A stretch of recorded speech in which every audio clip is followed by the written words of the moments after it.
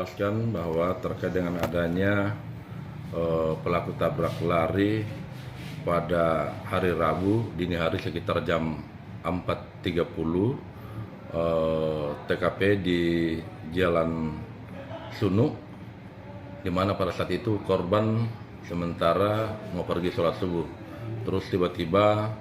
pelaku atas nama RPP datang dengan menggunakan kendaraan roda 4 mobil Honda Jazz warna hijau dengan kecepatan tinggi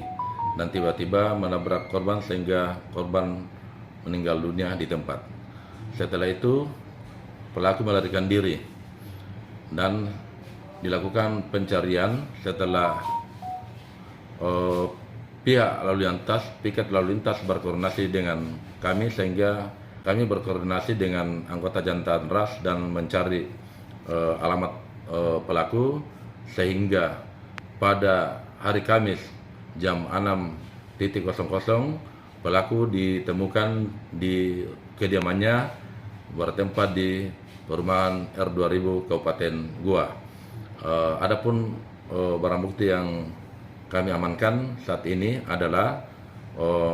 satu unit mobil yang digunakan pada saat itu Honda Jazz, dan pelaku bersama dengan barang buktinya sekarang kami sudah serahkan kepada pihak lalu lintas untuk dilakukan proses lanjut karena ini adalah laka lantas.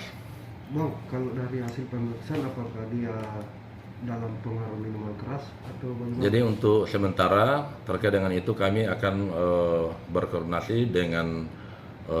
narkoba untuk mengambil urin kepada pelaku